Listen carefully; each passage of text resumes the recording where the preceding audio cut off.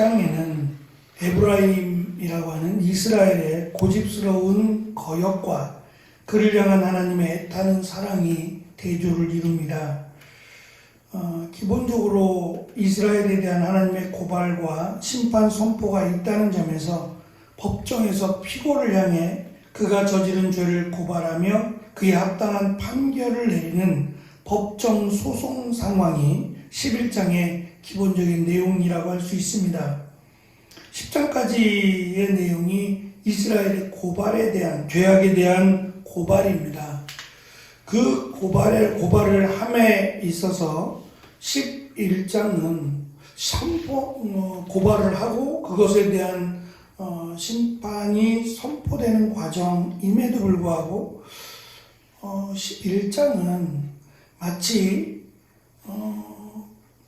지금 그 죄악을 선포하고 또 그 죄악을 받는 이스라엘에 대한 하나님의 마음을 지금 그려내고 있는데, 죄를 저질렀고 그것을 선포하고 그것에 대한 형벌을 받는 이스라엘의 모습과 한편 하나님의 마음이 마치 그 자녀가 벌을 받는 것에 대한 그 부모의 마음을 지금 11장에서 그려내고 있습니다.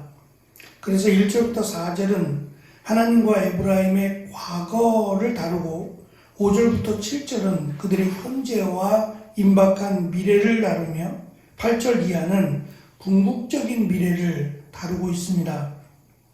이스라엘이 어렸을 때 과거 하나님께서 그를 사랑하셨고 애굽에서부터 내 아들이라고 해서 불러내셨다는 겁니다. 애굽이라고 하는 존재는 이스라엘이 노예로 살았던 과거입니다. 그 노예로 살았던 이스라엘, 그러니까 어린 이스라엘이라고 설명되는 그 이스라엘의 과거는 하나님을 믿지 않았어요. 하나님을 찾지도 않았고 하나님의 뜻에 합당하게 살지도 않았습니다. 그럼에도 하나님이 그들을 내 아들이라고 해서 불러내셨다라고 하는 것은 이스라엘이 그만한 존재가 아니었다, 탁월한 존재도 특별한 존재도 아니었다라는 것을 가리키고 있습니다. 하나님께서 이스라엘을 사랑하시고 그를 하나님의 아들로 부르신 것은 하나님을 향한 이스라엘의 어떠한 순종이나 특별한 때문이 아니었다는 겁니다. 문제는 하나님께서 이스라엘을 아들로 부르면 부를수록 그들은 하나님으로부터 더욱더 멀어졌다라고 하는 참 말도 안 되는 상황을 설명하고 있습니다. 3절은 하나님께서 이스라엘을 마치 아이의 팔을 잡고 걸음마를 가르쳐주는 부모의 행동에 비유합니다. 때로 하나님이 백성들에게 모세와 선지자들을 통해 이러한 저러한 모습으로 그들의 걸음을 고쳐 바르게 그리고 거룩하게 하려 하시지만 오히려 이스라엘 백성들은 고집스럽게 하나님의 말씀을 듣지 않았다는 겁니다. 걸음마라고 하는 부분은 잘 걷게 하기 위함이 목적입니다.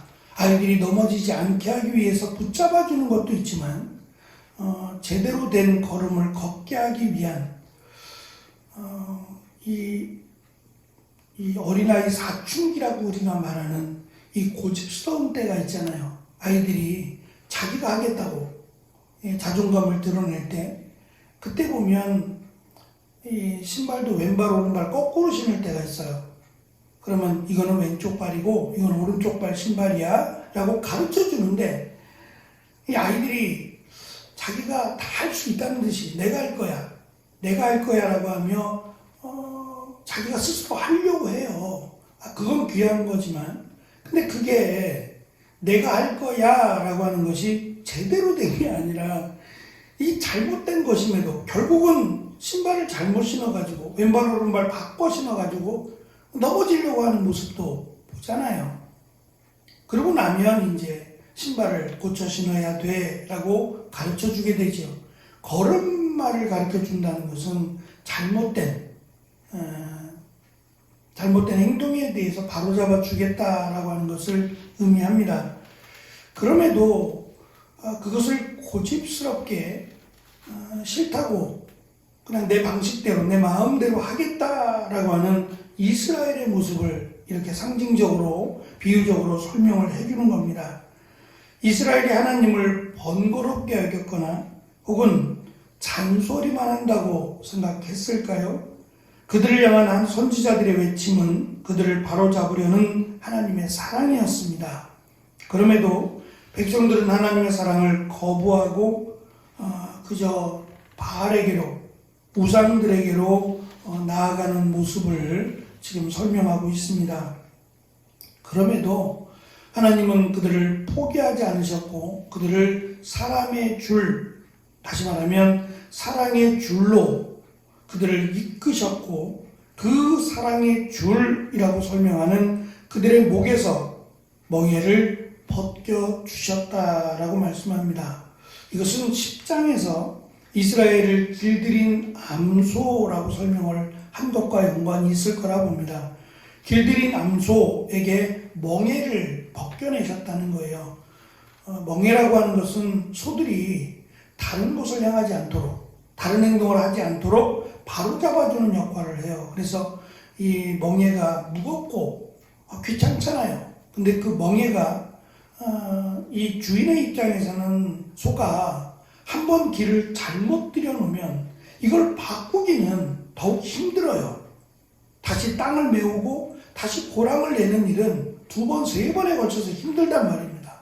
그래서 바로잡기 위해서 귀찮고 불편하지만 멍에를 씌워서 그 멍에를 씌운 것 때문에 소가 똑바로 이랑을 파고 그곳에 이제 씨앗을 심도록 하게 하기 위함인데, 주인이 되신 하나님께서는 그 길들인 암소의 멍에까지 다 벗겨내셨다는 거예요. 똑바른 길, 똑바른 고랑을 파지 않음에도 불구하고 그들에게 멍에를 씌우지 않고 힘들지 않도록 도우셨다라는 것을 강조하고 있고, 또 몸을 구부려 먹게 하셨다라고 하는 표현은 아기에게 젖을 물리는 어머니의 모습을 의미합니다. 그렇게 먹이고 그렇게 챙겨주려고 하는 그러한 모습에도 불구하고 그냥 그 먹는 것 때문에 더 잘 먹고 더 자신들이 원하는 것을 먹기 위해서 어머니의 품을 벗어나려고 하는, 어쩌면 우리가 사는 세상보다 훨씬 더 힘들던 세상이잖아요. 과거만 해도 이 아이들이 먹을 수 있는 그런 음식이 많지 않았죠. 그냥 어머니의 젖만을 먹고 살아야 되는 그런 시대의 모습이라면 수시로 아이를 먹이기 위해서 새벽도 그렇고 수시로 아이에게 젖을 물리기 위해서 어머니가 일어나야 돼요. 지금처럼 병이 있거나 분유가 있거나 그런 상황이 아니라 그냥 오직 하나 아이에게 젖을 물려야 된다면 그 어머니의 수고가 얼마나 힘들겠어요. 그럼에도 불구하고 그것을 싫다하고 그 사랑을 거부하고 내가 원하는 거 먹겠다고, 내가 먹고 싶은 거 먹겠다고 그렇게 한다면 이 아이가 건강하게 자라겠냐고요. 그러니까 그런 어리석은 모습을 하나님의 사랑에도, 끝없는 사랑에도 불구하고 그 사랑을 거절하고 내가 원하는 대로 살아가겠다라고 고집을 부리고 있는 이스라엘의 과거의 모습을 지금 다시금 설명해 주므로 그들이 지금 행하고 있는, 그들이 가고 있는 이 길이 얼마나 어리석고 또 잘못된 길을 가고 있는지를, 그와 대조적으로 하나님은 그들을 어떻게 사랑하셨고 어떻게 그들을 애끓는 마음으로 보고 계시는지를 11장에 걸쳐서 설명을 합니다. 그럼에도 불구하고 그들의 현재와 그들의 미래가 결국 하나님의 심판을 향하고 있다라고 하는 점에서 안타까움을 우리에게 전해줍니다. 이미 우리에게는 끝난 과거의 모습이지만 그들을 현재로 놓고 본다면 아직도 여전히 그들에게 기회를 주고 계시는 하나님의 사랑을 이 호세아서는 다시금 그려내고 있습니다.